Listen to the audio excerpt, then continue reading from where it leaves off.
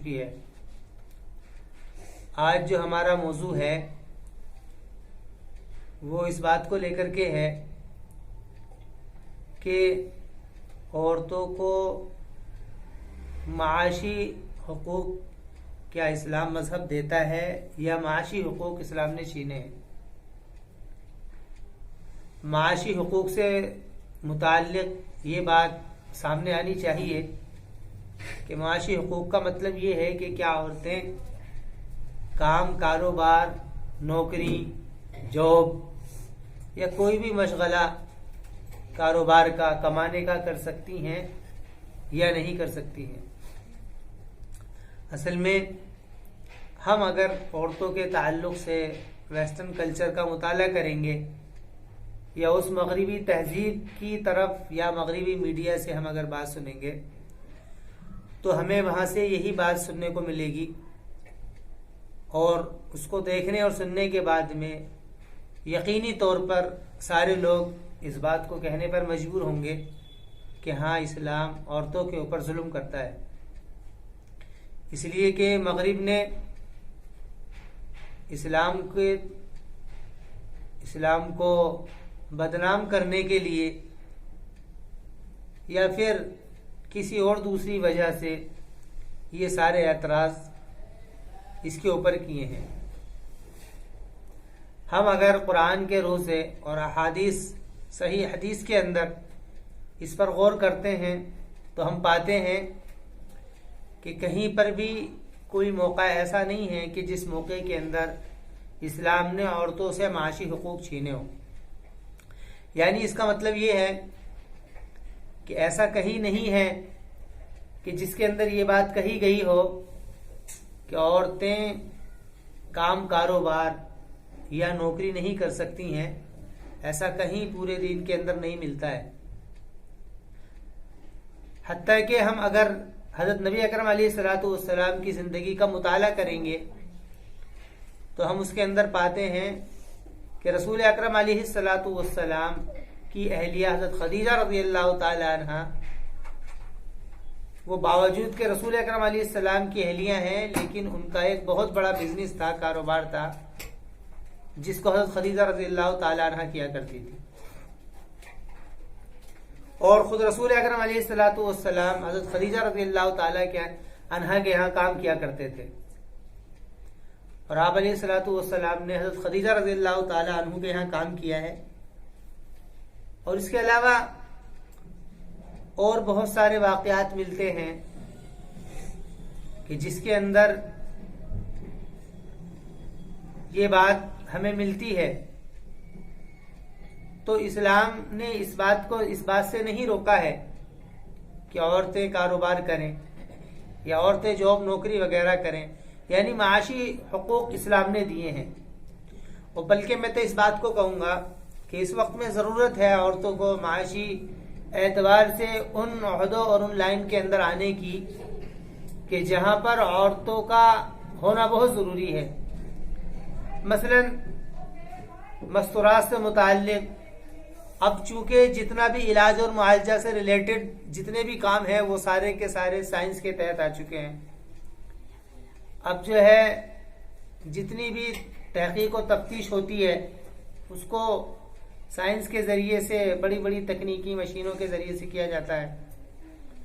تو اس لیے اب ضرورت ہے کہ بھئی ایک معاشرہ اور ایک ایسا خاندان، ایسی کچھ طبقیت کے اندر مستورات نکلیں کہ جس کے اندر وہ طبی اعتبار سے، میڈیکل لائن سے آگے آئیں۔ مثلا اسپتال وغیرہ ہے، وہاں پر اگر مستورات نہیں ہوں گی تو پھر مستورات کا علاج کیسے ہوگا؟ وہ مردوں کے ہاتھ میں ہوگا تو اس سے پھر بے حیائی اور بے پردگی ہوگی۔ اس کے علاوہ تعلیم اور تعلم کا معاملہ ہے۔ بہرحال بہت ساری ایسی لائنیں ہیں، تو ایسا کوئی مسئلہ نہیں ہے۔ پہلے تو ایک بات یہ سمجھنے کی ہے، ایسا کوئی مسئلہ نہیں ہے کہ جس کے اندر عورتوں کے معاشی حقوق محدود کیے ہوں، ایسا بھی نہیں ہے، اور ایسا بھی نہیں ہے کہ معاشی حقوق چھین لیے گئے ہوں، ایسا بھی نہیں ہے۔ عورت آزاد ہے اپنے کام، کاروبار کرنے کے اندر، کہ وہ کیسا بھی کاروبار کر سکتی ہے۔ یہ تو بات تھی ان لوگوں کو کہ جن لوگوں نے یہ اعتراض کیے ہیں کہ اسلام عورتوں سے معاشی حقوق چھینتا ہے. اب اس کے علاوہ ہم اگر غور کریں گے اس بات کے اوپر کہ اسلام کا مزاج کیا ہے. دیکھیے مزاج تو ہوتا ہے ایک چیز کے اندر، ہر کام کے اندر ایک اجازت ہوتی ہے کہ اس کا مزاج ہوتا ہے.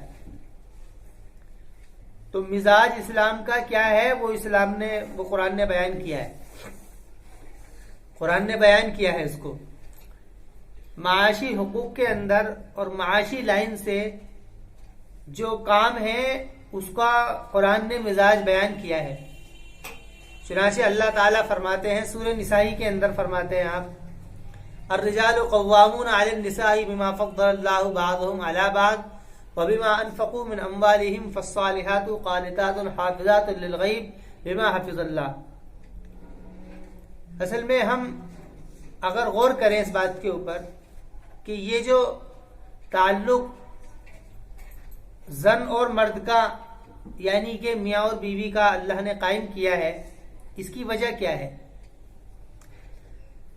اصل میں دو فریق ہیں. ایک تو فریق ہے وہ ویسٹرن کلچر کے مطابق لبرل قسم کے جو لوگ ہیں، ایک تو وہ طبقہ ہے. دوسرا طبقہ وہ ہے کہ جس کے اندر جہالت غالب ہے. ایک طبقہ وہ ہے یعنی جن کے بارے میں کوئی علم اور سمجھ بوجھ نہیں ہے ان کے اندر. ایک طبقہ وہ ہے. ایک طبقہ وہ ہے کہ جس کے اندر عصری علوم ہے لیکن ذہن ان کا لبرل ہے، ماڈل مزاج ہے، جو ویسٹرن کلچر ہے اس طرف نظریات رکھنے والے. ایک طبقہ یہ ہے جو ویسٹرن کلچر ہے، مغربی تہذیب ہے، وہ عورتوں کے ساتھ میں کھڑی ہوئی ہے. وہ عورتوں کے ساتھ میں کھڑی ہوئی ہے. آپ دیکھو ہر بار کچھ نہ کچھ اشکالات ملتے ہی رہتے ہیں کہ اسلام نے عورتوں کے اوپر اس طریقے سے ظلم کیا کہ اس کو پردے میں رکھا، اسلام نے اس طریقے سے ظلم کیا، سارے حقوق عورتوں سے چھینے ہیں، مردوں کو دیے ہیں. حالانکہ اس کے اوپر تفصیلی بحث ہو چکی ہے کہ اسلام نے کیا حقوق دیے ہیں اور کیا نہیں دیے ہیں، اور جو حقوق نہیں دیے ہیں وہ حقوق نہ دینا ان الفاظ سے تعبیر نہیں کیا جاتا اس کو، بلکہ اس کے دوسرے قیود اور مقاصد ہے. وہ پچھلی بیانات کے اندر وہ ساری باتیں واضح ہو چکی ہیں. تو ایک طبقہ تو وہ ہے جو ویسٹرن کلچر ہے، جو عورتوں کے ساتھ میں کھڑا ہوا ہے، انہی کی حقوق کی ذمہ داریاں، انہی کے تعلق سے باتیں، انہی کو لے کر کے چلنا پھرنا. ایک طبقہ وہ ہے جو کہ مردوں کے ساتھ میں کھڑا ہوا ہے، جس کو جہالتی طبقہ کہتے ہیں. اس کا حال یہ ہے کہ وہ اس قدر مردوں کو اٹھائے ہوئے ہے کہ وہ عورتوں کو پیروں کی دھول سمجھنا، عورتوں کو پیروں کی چپل سمجھنا، اور بات بات پر مارنا پیٹنا، اور کوئی بات ہو جائے تو اس کے اوپر طلاق دے کر کے اس کو فارغ کر دینا یا مارنا پیٹنا. تو ایک طبقہ تو وہ ہے. لیکن اسلام مرد کے ساتھ میں ہے یا عورتوں کے ساتھ میں ہے؟ تو ہم اگر دیکھتے ہیں تو اسلام نے جتنی پابندی عائد کی ہے مردوں کے اوپر، اتنی ہی پابندی عائد کی ہے اسلام نے عورتوں کے اوپر. مردوں کو یہ حکم دیا ہے کہ وعاشروہن بالمعروف فإن کرہتموہن شیئا عسى ان تکرہوا شیئا ویجعل اللہ فیہن خیرا کثیرا. یہ قرآن میں اللہ تعالی نے فرمایا کہ تم ان کے ساتھ میں اچھی طریقے سے برتاؤ کرو اور تم ان کے ساتھ میں اچھی طریقے سے رہو. اور اگر تمہیں ان کے اندر کوئی ایسی بات محسوس ہوتی ہے کہ جو بات ناگوار ہو اور جس بات کو تم برداشت نہ کر سکو، تو دیکھو قرآن یہ تعلیم دیتا ہے فَإِن كَرِهْتُمُوهُنَّ شَيْئًا فَعَسَىٰ أَن تَكْرَهُوا شَيْئًا وَيَجْعَلُ اللَّهُ فِيهِنَّ خَيْرًا كَثِيرًا. تو ان قریب ہے اللہ تعالیٰ وہ جو تمہاری ناپسند چیز ہے اس کو اللہ تعالیٰ خیر میں بدل دے. یہ بات کہی گئی، یعنی کہ یہ حکم دیا گیا ہے مردوں کو کہ وہ بیویوں کے ساتھ میں اچھی طریقے سے رہیں، اور عورتوں کو یہ حکم دیا گیا ہے کہ وہ شوہر کی فرما برداری کریں، اطاعت گزاری کریں. ایسا نہیں کیا گیا ہے کہ عورت کے مردوں کے تعلق سے ہی باتیں کہی گئی ہو. دھیان سے سنو بیٹھ کر کے. تو ایسا نہیں ہے کہ مردوں کے اوپر ذمہ داری ڈالی گئی ہے، اور بلکہ اسی سورہ نساء کے اندر اللہ نے فرمایا ہے وَلَهُنَّ مِثْلُ الَّذِي عَلَيْهِنَّ بِالْمَعْرُوفِ، یہ بات کہی گئی ہے کہ عورتوں کے لیے بھی وہی حقوق ہیں جو حقوق مردوں کے لیے ہیں۔ مطلب جتنے حقوق، آپ دیکھو کہ جب شادی کا مسئلہ آتا ہے، لڑکا راضی ہو، لڑکے کے گھر والے راضی ہوں، لڑکی کے گھر والے راضی ہوں، لڑکی اگر راضی نہ ہو تو یہ نکاح نہیں ہو سکتا ہے۔ جب تک لڑکی ہاں نہیں کہہ دے گی اس وقت تک نکاح نہیں ہو سکتا ہے۔ تو اسلام نے مجبور نہیں کیا ہے، جب تک جس کی شادی ہو رہی ہے وہ لڑکی اپنی طرف سے اپنی خوشی سے اس بات کی اجازت نہ دے دے کہ ہاں میں اس نکاح کے لیے تیار ہوں، اس وقت تک نکاح نہیں ہو سکتا ہے۔ اور لڑکی کو اختیار ہے کہ وہ اپنے مہر کے اندر جو چاہے طے کرا سکتی ہے۔ وہ تو اب جو ہے اصل میں معاشرہ اس طریقے کا بن گیا ہے کہ جب شادیاں ہوتی ہیں تو اس میں لڑکی کے گھر والے ہی سارے کام کرتے ہیں۔ وہی اسلام نے اجازت دی ہے کہ لڑکی خود بخود اپنے اعتبار سے جس کو چاہے پسند کر سکتی ہے، لیکن پسند کرنے کے اندر اب تو معاشرہ یہ ہے کہ نہیں، کہ گھر کے ذریعے سے یہ سارے کام ہوتے ہیں، اور یہ اچھی بات ہے، لیکن اسلام کے سے یہ پابندی نہیں ہے۔ بلکہ ہم اگر دیکھتے ہیں، ہم حدیثوں کا مطالعہ کرتے ہیں تو ایک واقعہ ہمیں ملتا ہے کہ رسول اکرم علیہ السلام بیٹھے ہوئے تھے، ایک خاتون آئی اور انہوں نے آ کر کے اپنی پیشکش کر دی کہ میں آپ سے شادی کرنا چاہتی ہوں، سارے مجمع کے اندر۔ تو اس کو اسلام نے روکا نہیں ہے، لیکن دائرے طے کیے ہیں، شرم و حیا کے، پردے کے، یہ سارے دائرے طے کیے ہیں۔ تو ہماری بات یہ چل رہی تھی کہ مغربی تہذیب جتنی ہے وہ عورت کے ساتھ میں کھڑی ہوئی ہے، اسی کے حقوق کو کہہ رہی ہے، اسی کے حقوق کے نعرے چل رہے ہیں اور اسی کے حقوق کے تعلق سے باتیں ہیں۔ جہالتی طبقہ جتنا ہے وہ مردوں کے ساتھ میں ہے۔ آپ دیکھو گاؤں دیہاتوں کے اندر جو جہالت ہے، وہاں دیکھو عورتوں کے اوپر کتنے ظلم ہوتے ہیں۔ آپ وہاں جا کر کے دیکھو کہ عورتوں کے اوپر کتنے ظلم ہوتے ہیں، حتیٰ کہ مارنا پیٹنا، جیسے کہ غلام زندگی بسر کرتا ہے اسی طریقے سے عورتیں جو ہے گاؤں دیہات کے ماحول میں اب بھی غلامانہ زندگی بسر کر رہے ہیں۔ وہ جہالتی طبقہ ہے، اور یہی حال بالکل رسول اکرم علیہ السلام کے مدینہ مکہ آنے سے پہلے، یعنی اسلام کے آنے سے پہلے ہی حال تھا۔ لڑکیوں کو زندہ دفن کر دیا جاتا تھا، عورتوں کی کوئی ویلیو نہیں تھی، اہمیت نہیں تھی، حتیٰ کہ ابھی بھی بعض جگہوں پر زندہ عورتوں کو ان کے شوہروں کے ساتھ میں، جب شوہر مر جاتا ہے تو اس عورت کو زندہ اس کے ساتھ میں جلنا پڑتا ہے۔ بہت ساری جگہوں پر ایسا چل رہا ہے۔ تو یہ جہالتی نظام ہے۔ تو یہ دو طبقے ہیں، اسلام کس طبقے کے ساتھ میں ہے یہ ہمیں آج غور کرنا ہے۔ دیکھیے اسلام نہ تو مردوں کے ساتھ میں کھڑا ہے نہ عورت کے ساتھ میں کھڑا ہے، یعنی نہ تو میاں کے ساتھ میں اسلام ہے نہ بیوی کے ساتھ میں اسلام ہے۔ جتنی پابندی میاں کے لیے لاگو کی ہے اتنی اللہ تعالیٰ نے عورتوں کے اوپر بھی لاگو کی ہیں، برابر ہیں دونوں پابندی کے اندر۔ اسلام جو کھڑا ہے، اسلام بچے کے ساتھ میں کھڑا ہے۔ اسلام جو ہے وہ بچے کے ساتھ میں ہے، یعنی میاں اور بیوی کے اور ماں اور باپ کے بعد میں جو بچہ ہے اس بچے کے ساتھ میں اسلام کھڑا ہوا ہے۔ بچے کے حقوق کو اسلام نے واضح کیا ہے، تو اس اعتبار سے اللہ تعالیٰ نے کچھ ذمہ داریاں مردوں کے اوپر ڈالی ہیں۔ معاشی جتنی بھی ذمہ داریاں تھی وہ ساری اللہ تعالیٰ نے مردوں کے ذمہ ڈالی ہیں۔ جتنی معاشی ذمہ داری ہیں، کھانے کا، پینے کا، رہنے کا، سہنے کا، اٹھانے کا، بٹھانے کا، مکان کا، یعنی جتنی بھی معاشی اعتبار سے، کھان پان کے اعتبار سے، کاروبار کے اعتبار سے جتنی بھی ذمہ داریاں ہیں وہ ساری ذمہ داری اسلام نے مرد کے یعنی شوہر کے حق میں، باپ کے حق میں ڈالی ہیں۔ اور گھر کے اندر جتنی بھی ذمہ داریاں ہیں وہ ساری کی ساری اسلام نے عورتوں کے اوپر ڈالی ہیں۔ اور یہ ڈالنا یہ بطریق وجوب نہیں ہے، یہ بھی سمجھنے کی بات ہے۔ یہ بطریق وجوب نہیں ہے کہ اگر عورت گھر کا کام نہیں کرے گی تو گنہگار ہوگی، مرد اگر باہر کا کام نہیں کرے گا تو گنہگار ہوگا، نہیں، ایسا نہیں ہے۔ اگر کوئی مرد گھر کے اندر کام کرنے لگے، جھاڑو لگا رہا ہے، جھاڑو لگانے لگے، برتن دھونے لگے، اور عورتیں باہر کاروبار کرے، کیسا لگے گا؟ وہ جا رہی ہے صبح کام کرنے کے لیے اور مسٹر کیا کر رہے ہیں؟ برتن مانج رہے، کیسا لگے گا؟ اسلام نے اس کو منع نہیں کیا، ایسا ہو سکتا ہے، کوئی مسئلہ نہیں ہے کہ مسٹر برتن مانجے اور جو ہے میڈم جو ہے وہ باہر جائیں۔ لیکن اس سے کیا ہوتا ہے، یہ بات پہلے آ چکی تھی، اس سے جو فطرت ہے، دیکھو ایک فطرت ہوتی ہے، فطرت قرآن میں اللہ تعالیٰ نے فرمایا فطرت اللہ فطر الناس علیہ جمیعا، یہ قرآن کی آیت ہے جس میں اللہ تعالیٰ نے فرمایا کہ اللہ کی فطرت ہے کہ جس کے تعلق سے اللہ نے سارے انسان کو پیدا کیا ہے، ایک فطرت ہے۔ فطرت کیا ہے کہ فطرت یہ ہے کہ جس طریقے سے عورت بچے کو پال سکتی ہے اس طریقے سے مرد نہیں پال سکتا، یہ بات پکی ہے۔ ماں جس طریقے سے بچے کی دیکھ ریکھ کر سکتی ہے اس طریقے سے باپ بچے کی دیکھ ریکھ نہیں کر سکتا ہے۔ بلکہ میں آپ کو بتاؤں کہ بچے کے اندر جو تربیتی اخلاق ہیں اور اخلاقی وجود جو ہے بچے کے اندر، وہ ماں کی طرف سے غیر احساسی طور سے منتقل ہوتا ہے۔ اس لیے اللہ کے رسول علیہ السلام نے فرمایا کہ بچوں کو 7 سال کی عمر میں نماز کا حکم کرو۔ مطلب کیا ہے کہ 7 سال کی عمر میں اس کو اچھے کام کا حکم کرو، اور 7 سال پہلے کی جو زندگی ہے وہ ساری کی ساری زندگی میں بچہ ماں کے اخلاق کو کیچ کرتا ہے۔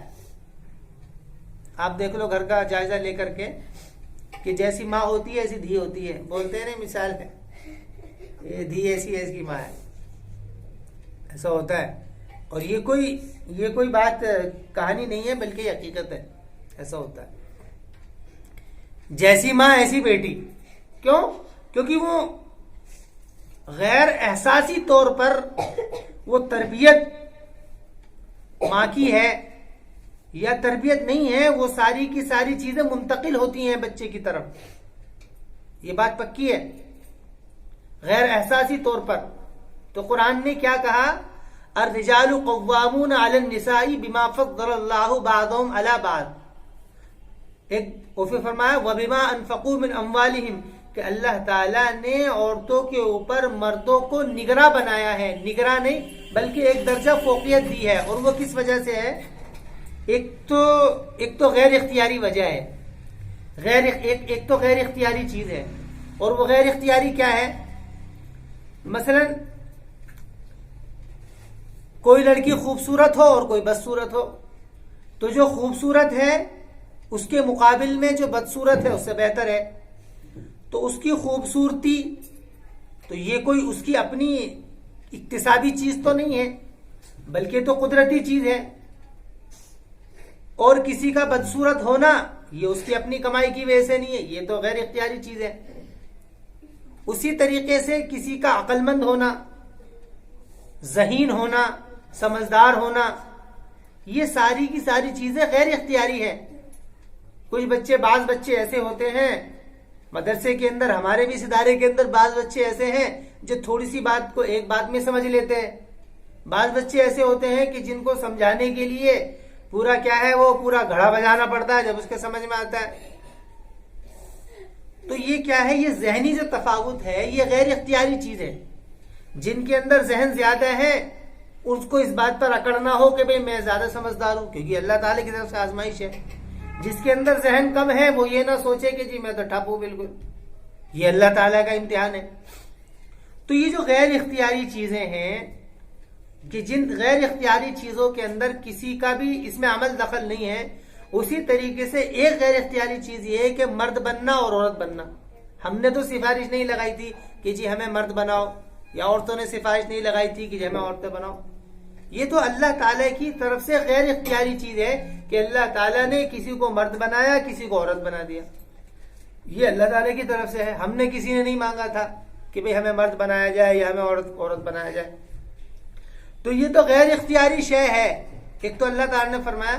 تو اس غیر اختیاری کے اندر مردوں کا جو مقام ہے وہ عورت ہو، یعنی مرد اور عورت ہونے کی حیثیت سے، حقوق کے اعتبار سے نہیں، حیثیت سے میں بات کر رہا ہوں آپ سے، مرد اور عورت ہونے کی حیثیت سے، صرف اس وجہ سے کہ یہ مرد ہے، ایک گونا تھوڑا سا درجے کا فرق مردوں کو زیادہ دیا ہے اسلام نے، مردوں کو زیادہ دیا ہے۔ اور وہ دیا کس لیے ہے؟ کیونکہ اللہ تعالیٰ ایک خاندانی ادارے کو چلانا چاہتا ہے اور ایک نظام مکان یعنی نظام خاندان کو چلانا چاہتا ہے، بچوں کی پرورش صحیح ہو اور بچہ باقاعدہ مہذب بنے، اور بچے کے ساری جو اقتصابی ضروریات ہے، کھان پین کی ضروریات ہے، وہ ساری کی ساری پوری ہوں، تو اس اعتبار سے اللہ تعالیٰ نے ایک درجہ مردوں کو فضیلت دی. تو فرمایا بما فضل اللہ بعضهم علی بعض، اور آگے فرمایا وبما انفقوا من اموالہم. دوسری وجہ جو ہے مردوں کو عورت کے اوپر قائم کرنے کی، ایک درجہ فضیلت دینے کی جو وجہ ہے وہ یہ ہے کہ مرد جو ہے اپنی کمائی میں سے عورتوں کے اوپر خرچ کرتے ہیں. اب کوئی اگر یہ سوال کرنے لگے کہ اگر عورتیں میڈم کاروبار کریں اور میاں جی بیٹھ کر کے کام کریں پھر کیا ہوگا؟ نہیں، ایسا ہو سکتا ہے، کوئی مسئلہ نہیں ہے، لیکن ذمہ داری کس کے اوپر ڈالی گئی ہے؟ ذمہ داری کس کے اوپر ڈالی گئی ہے؟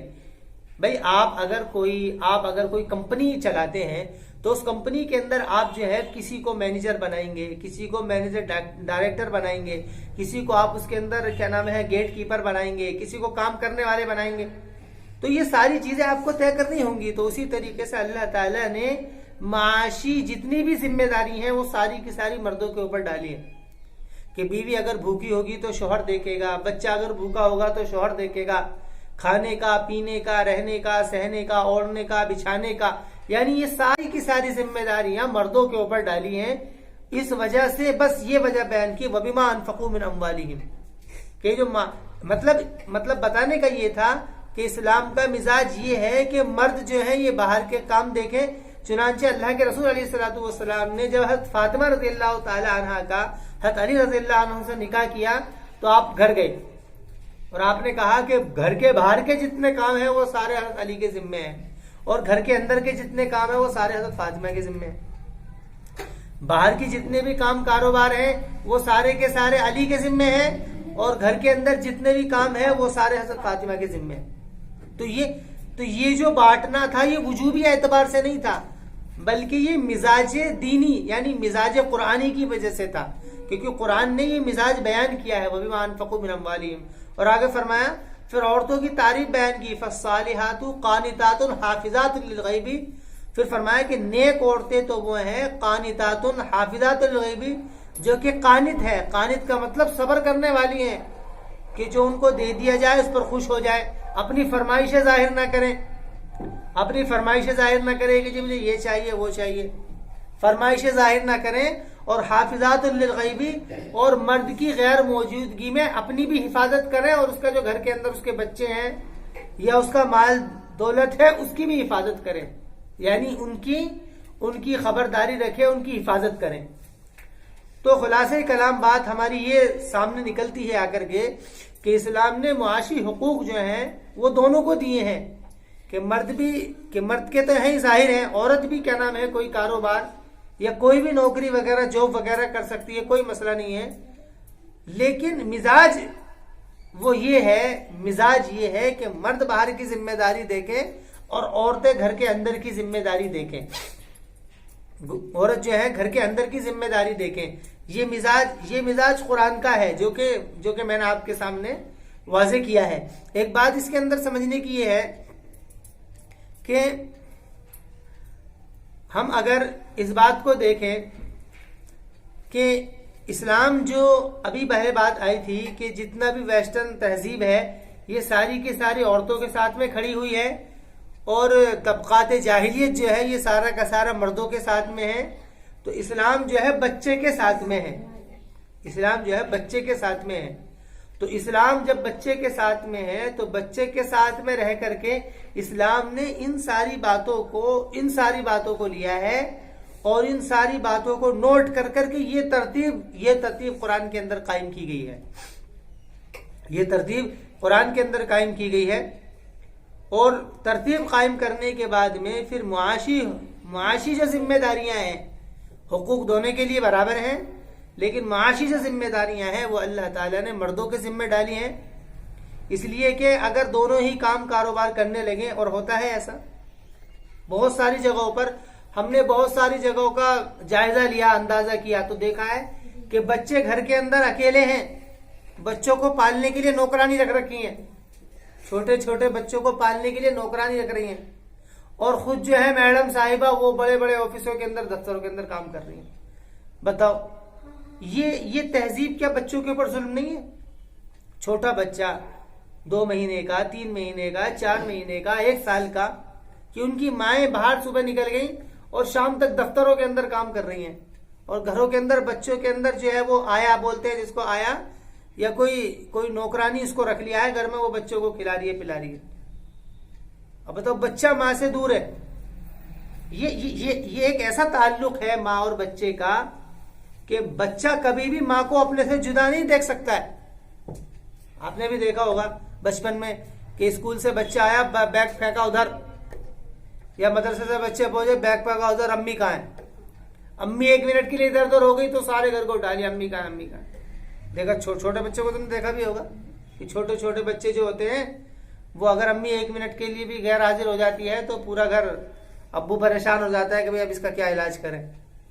ہم نے بھی دیکھا، ہمارے ساتھ بھی ایک بار ہوا حادثہ، ابھی کچھ دن پہلے کی بات ہے، وہ 1-2 دن کی ذمہ داری پڑ گئی، بڑا مسئلہ ہو گیا ان کو سنبھالنے کا، امی امی امی امی، بڑا مسئلہ ہو جاتا ہے، کیونکہ بچہ بغیر ماں کے ایک لمحے کی بھی دوری برداشت نہیں کرتا ہے۔ ایسا کیوں ہے؟ ایسا اس لیے ہے کیونکہ اللہ نے یہ ربط قائم کیا ہے، ماں اور بچے کے اندر یہ ربط قائم کیا ہے۔ یہ ربط جو ہے اللہ تعالیٰ نے قائم کیا ہے بچے اور ماں کے اندر، کہ بچہ جو ہے ماں کے بغیر نہیں رہ سکتا ہے، کھانے پینے کے بغیر زندگی گزار سکتا ہے لیکن ماں کے بغیر نہیں رہ سکتا ہے۔ یہ بات پکی ہے کہ بچہ بغیر ماں کے نہیں رہ سکتا ہے، اس کو ماں چاہیے، کھانا نہ دو چلے گا، ساری چیزیں چل جائیں گی لیکن ماں نہ ہو نہیں چلے گا۔ تو یہ اللہ تعالیٰ نے ایک نظام قدرت ہے، یہ نظام ہے اللہ تعالیٰ کا جو اللہ تعالیٰ نے قائم کیا ہے۔ اور اب کیا ہے کہ مائیں جو ہے وہ الگ اپنے کاروبار کر رہی ہیں، کام کر رہی ہیں، چلی گئی صبح، بچہ گھر کے اندر ہے اور وہ پورے دن اس کے لیے وہ بلا رکھے آیا۔ تو بتاؤ، یہ تو بچے کے اوپر بہت بڑا ظلم ہے، یہ بچوں کے ساتھ میں انصاف نہیں ہے۔ اس کو لوگ کیا ہے کہ جو عورت باہر نکل کر کے جاب کر رہی ہے، کام کر رہی ہے، نوکری کر رہی ہے، اس کو لوگ کیا ہے سر اٹھا کر کے دیکھتے ہیں کہ دیکھو یہ ہے آزاد، اور جو گھروں کے اندر بچے پال لیں ان کو بیوقوف سمجھتے ہیں کہ یہ تو بس بچے ہی پالیں گی، برتن ہی مانجیں گی اور کیا کریں گی۔ میں آپ کو بتاؤں کہ آپ یہ بتاؤ کہ کیا اس بچے کو پر ظلم نہیں ہے کہ جو عورت باہر جا کر کے نوکری کر رہی ہے، کام کر رہی ہے، اور بچہ تنہا اکیلا ہے، اس کے اوپر ظلم نہیں ہے؟ یہ اتنا بڑا ظلم ہے کہ بچے کے ساتھ میں بچے کو اگر مار دیا جائے اور بچے سے اس کی ماں چھین لی جائے برابر ہے، یہ دونوں ظلم برابر ہے۔ بچے کو موت کی سزا سنا دو یا اس کی ماں اس سے چھین لو، دونوں چیزیں برابر ہیں۔ یعنی جتنی تکلیف موت کی وجہ سے بچوں کو ہوتی ہے اس سے کہیں زیادہ تکلیف اس بچے سے اس کی ماں کے چھیننے کی وجہ سے ہوتی ہے۔ تو اس لیے میں بتا رہا تھا کہ اسلام بچے کے ساتھ میں ہے، اسلام نہ بیوی کے ساتھ میں ہے نہ شوہر کے ساتھ میں ہے۔ بیوی کے اوپر ذمہ داری ڈالی ہے، شوہر کے اوپر بھی ذمہ داری ڈالی ہے کہ شوہر جو ہے اس کی ذمہ داری ہے کہ بیوی کو دیکھ ریکھ کرے، اور بیوی کی ذمہ داری ہے کہ وہ شوہر کا خیال کرے اور اس کے پیچھے ان ساری چیزوں کی حفاظت کرے، اپنی بھی حفاظت کرے، اس کے مال دکان کی بھی حفاظت کرے۔ لیکن اگر ہمدردی دکھائی ہے اسلام نے کہیں پر دکھائی ہے تو وہ بچے کے ساتھ میں دکھلائی ہے۔ اور آگے میں کہوں جب یہ بچہ بڑا ہو جاتا ہے تو اس کے بعد میں اسلام بچے سے نکل کر کے ماں باپ کی طرف آ کر کے کھڑا ہو جاتا ہے۔ دیکھو یہ نظام عجیب نظام ہے۔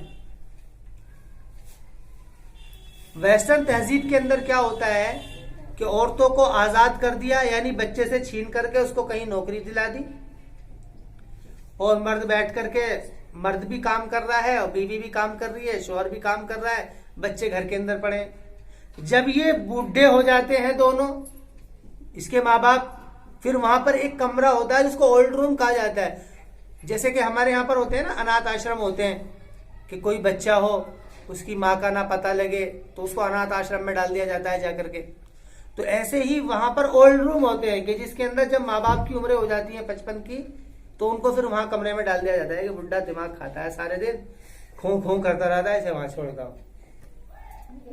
ایسے ہی ہوتا ہے۔ آپ دیکھو، آپ ذرا دورے کرو آپ کو پتہ لگے گا، یا تاریخ کا مطالعہ کرو، بلکہ تاریخ کی ضرورت کیا ہے، آپ جا کر کے دیکھ سکتے ہو، پتہ لگ سکتا ہے۔ جتنے بھی لبرل قسم کے لوگ ہیں وہ وہاں پر یہی کام ہوتا ہے۔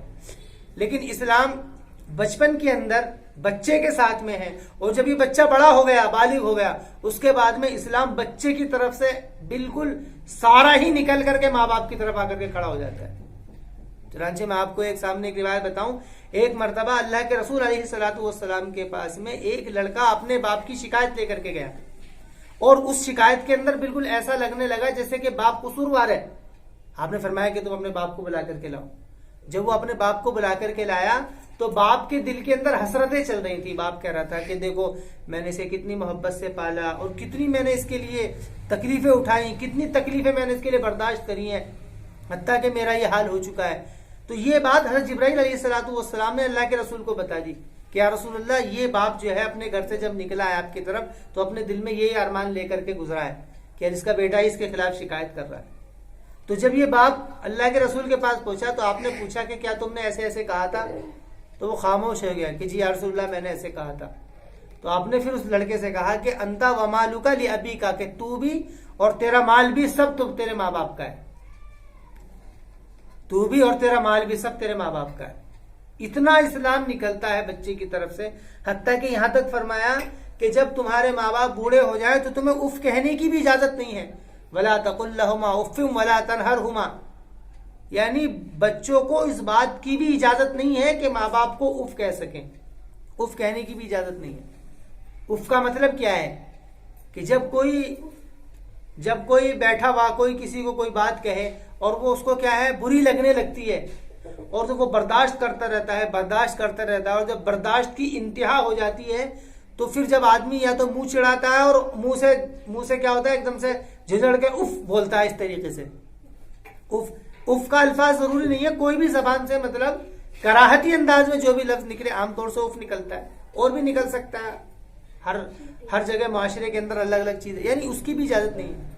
تم ماں کو یوں کہو کہ تو نے ایسا کیا، یہ تو بہت دور کی بات ہے، یعنی اف کہنے کی بھی اجازت نہیں ہے۔ اتنا زیادہ اسلام نکلتا ہے۔ تو یہ سارے جو قانون طے کیے ہیں کہ معاشی ذمہ داریاں جو عورت کے سے نکال کر کے مردوں کے اوپر ڈالی ہیں، اور عورتوں کو گھروں کی ذمہ داری دی گئی ہیں بچے کی خاطر، تاکہ بچہ صحیح تربیت پا سکے اور بچے کے حقوق سارے کے سارے ادا ہو سکیں، اور اس کے بعد میں جب یہ ماں باپ بوڑھے ہو جاتے ہیں تو اسلام بچے کی طرف سے نکل کر کے ماں باپ کی طرف پہنچ جاتا ہے۔ بلکہ آپ کو تعجب ہوگا اس بات کے اوپر کہ آپ نے یہاں تک فرمایا ہے کہ اگر ماں بیوی سے پریشان ہو لڑکے کی، اور ماں یہ حکم دے دے کہ بیوی کو چھوڑ دو، تو علماء نے لکھا ہے کہ مرد کے اوپر واجب ہے کہ بیوی کو چھوڑ دے اپنی ماں کی پریشانی کی وجہ سے۔ آپ دیکھو کتنا ماں باپ کا ساتھ دیا۔ وہاں پر ماں باپ کا بالکل بھی ساتھ نہیں ہے، وہاں تو شوہر کو اس کی ذمہ داری بتائی گئی اور مرد کو اتنی ذمہ داری بتائی گئی، اور بچے کا اتنا خیال رکھا گیا، اتنا زیادہ خیال رکھا گیا کہ دونوں کی ذمہ داری بتا کر کے، اور جب یہ بچہ قابل ہو چکا ہے پھر بچے کی طرف سے نکل کے ماں باپ کی طرف کو آ گئے۔ تو یہ جتنے بھی قانون طے کیے ہیں اسلام نے، یہ خاندانی ادارے کو چلانے کے لیے طے کیے ہیں۔ میں نے پچھلے ہفتے بھی عرض کیا تھا کہ یہ جتنے اشکالات پیدا ہوتے ہیں یہ خاندانی ادارے کو نہ سمجھنے کی وجہ سے ہوتے ہیں۔ عام طور سے یہ خیال ہے کہ بیوی یوں سمجھتی ہے کہ یہ شوہر میرا شوہر نہیں، میرا پارٹنر ہے کہ زندگی گزارنے کے لیے۔ مرد بھی یہ سمجھتا ہے کہ بیوی میری پارٹنر ہے، وہ اپنا کام کر رہا ہے، وہ اپنا کام کر رہا ہے، سارے کام ہو رہے ہیں، وہ اپنا کاروبار سنبھال رہا ہے، وہ اپنا بچے ہو گئے اس کو وہاں ڈال دیا جا کر۔ تو اس لیے خاندانی ادارے کو چلانے کے لیے شریعت نے یہ سارے کے سارے احکامات یہ شریعت نے طے کیے ہیں۔ لیکن پھر اس کے بعد میں آخر میں یہ بات واضح کی جاتی ہے کہ معاشرتی حقوق جو ہیں وہ دونوں کے لیے ہیں، لیکن مزاج شریعت کا یہ ہے کہ اسلام نے معاشرتی حقوق، معاشرتی ذمہ داری جو معاشی یعنی کاروبار کی، کاروبار کی، لانے کی، پیسہ روپیہ، اس کی ساری ذمہ داری اسلام نے مردوں کے ذمہ ڈالی ہے، اور گھر کے اندر جتنی ذمہ داری ہے بچوں کی خاطر کی، تیمارداری کی، اس کو شریعت نے عورتوں کے اوپر ڈالا ہے۔ تو ان سارے چیزوں کا جب ہم لحاظ کریں گے تو یہ ساری باتیں ہماری سمجھ میں آئیں گی۔ وآخر دعوانا الحمدللہ رب العالمین۔